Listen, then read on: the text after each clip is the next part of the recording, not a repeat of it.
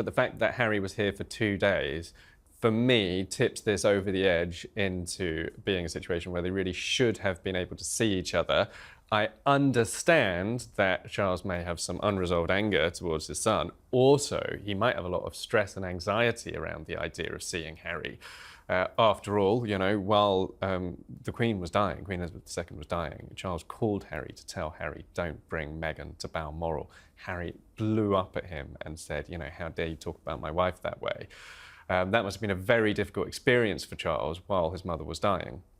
Needless to say, I would have loved to see Charles and Harry meet. I think it would have been great for their relationship, and you've got to remember family is family, and that will always be the case. Charles is a man who is still, he's got cancer, he's still receiving treatment for cancer, all the signs look good, but, you know, it would be hugely regrettable if they didn't get another chance to see each other. I'm sure that's not going to happen.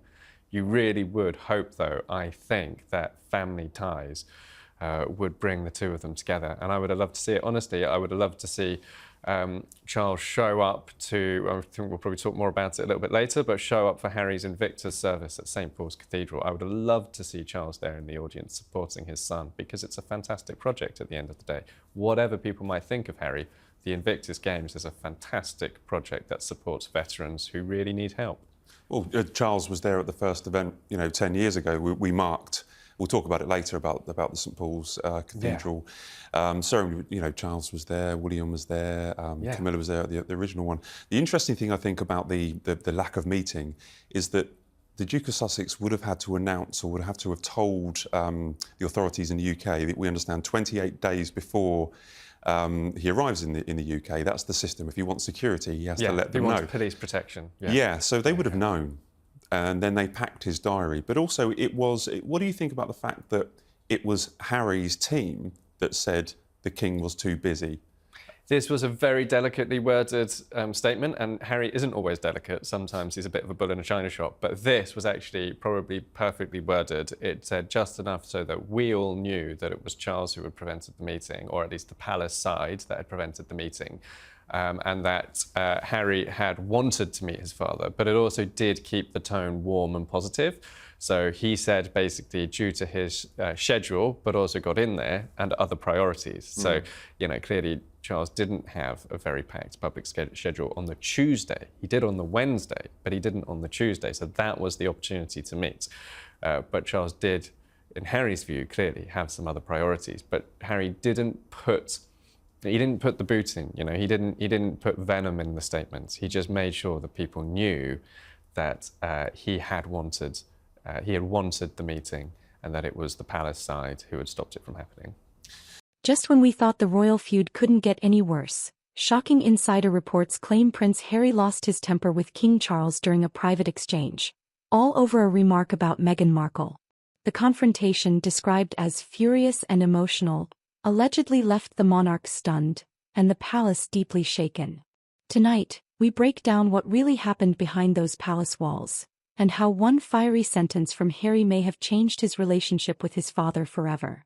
For years, tensions between King Charles and Prince Harry have simmered quietly beneath the surface, until now. According to royal insiders, a private family discussion took a dark turn when the king made what's being described as a careless remark about Meghan's attitude toward royal life. Harry, already defensive and frustrated, reportedly snapped, shouting, "How dare you talk about my wife that way?" Sources claim his outburst left Charles visibly shaken. A stark reminder that their once close bond may never recover. Those close to the royal household say Charles has tried, again and again, to reach out. But every attempt seems to meet Harry's growing resentment. It's as though every olive branch turns into another argument. This latest confrontation lays bare the core of Harry's struggle, the impossible balance between loyalty to his wife and duty to his family. The palace side, or do you think it was the king himself? I mean, because I remember Harry, we both read Spare and we both seen all the documentaries he's done. He's not pulled punches about the people that were around the late Queen, or, you know, he had nicknames for certain private secretaries, and he was less than complimentary by people about people in the royal household. Do you think it was a royal household that kept them apart, or is it the king's choice that he didn't want to see his son? I think ultimately, if the king had wanted to see Harry, the king would have seen Harry. I mean, I'm sure that Harry probably had some time dealing with the staff, who we know that he hates, and that was probably a difficult and frustrating experience for him that he didn't enjoy. But I think if the king had wanted to meet Harry, the king would have met Harry. Yeah. And honestly, it's sad. Like, I completely understand that there's a lot of anger towards Harry, and I understand why. And not just within the royal family, but also publicly. He's not a hugely popular man in Britain anymore. But I think one thing that the royals, that Charles and William, should take really seriously is the framing for this visit was the military and veterans. Harry was here to celebrate a project that was launched as a royal project. It was launched while he was a working royal family member. As you've said, Charles and William, they all showed out to support it back in 2014. It's a fantastic project. You've got the government were represented. Johnny Mercer turned out to support Harry. In fact, on the Tuesday, he was at a conference with Harry. So if the government, Conservative government, they're going to be pro-monarchy voters, and probably a lot of Conservative voters don't like Harry very much. But if Johnny Mercer can see, as Veterans Minister, that the project shines brighter than people's feelings about Harry, then the royals should be able to see that too. Well, let's talk about that Invictus ceremony a little bit. I was there. I was very lucky enough to... I was quite high up in the seats. I had to bring binoculars to see what was going on. Opera glasses. Did you have the opera glasses? No, I didn't. I had binoculars because you're quite along with the press, are quite a long way away from the actual ceremony. And it was clear that no members of the royal family would turn up, as we were talking about earlier. But there were a lot of people there. We had Mark Dyer, which are an old friend of Major Harry's. Figure in Harry's life. Yeah, major figure in Harry's life. I think Jamie Lava Pinkerton, his former mentor, was also there, and he was surrounded by people who like him.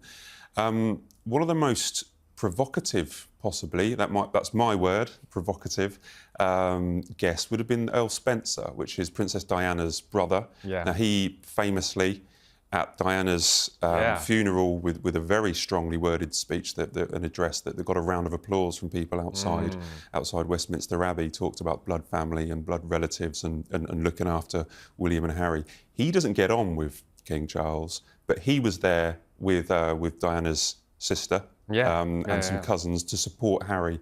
What do you make of that? Is it in a kind of PR opportunity, but also to show family relations? What do you make of that show of support from Diana's family? From the very beginning, Harry has insisted that Meghan deserves protection, not criticism. But that devotion has come at an extraordinary cost. Some royal commentators believe Harry's anger stems from guilt. The guilt of knowing his marriage has fractured his royal ties beyond repair. Others think Meghan has encouraged him to take an increasingly combative stance toward the monarchy. Either way, this reported shouting match between father and son shows just how deep the wounds now run. This isn't just about words. It's about pride, pain, and years of unspoken tension. King Charles is said to have reacted with restraint, calm but deeply hurt. One palace aide reportedly described the king as heartbroken that his own son could speak to him that way. And yet, those close to Charles admit, the monarch may have underestimated just how protective Harry has become over Meghan. For a man who's built his life around diplomacy, this kind of confrontation hits hard. He's not just a king, he's a father watching his son slip further away. Royal insiders say the king's patience is running thin. He's desperate to see peace, but even he knows reconciliation may be impossible while Meghan remains such a polarizing figure within the family.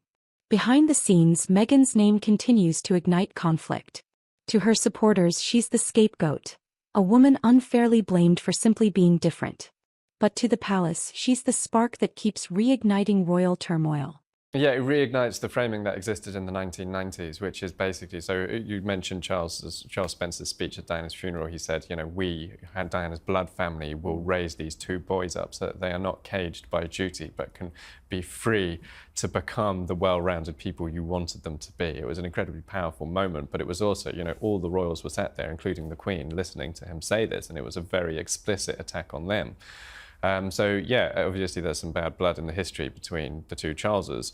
But also, the allegation against the monarchy back in those days after Princess Diana died was emotional indifference. There was also this whole thing about whether they were going to come down from Balmoral, whether they were going to see floral tributes. It was all like, the headline in The Sun, I think, was, "Where is our queen? Where is her flag?"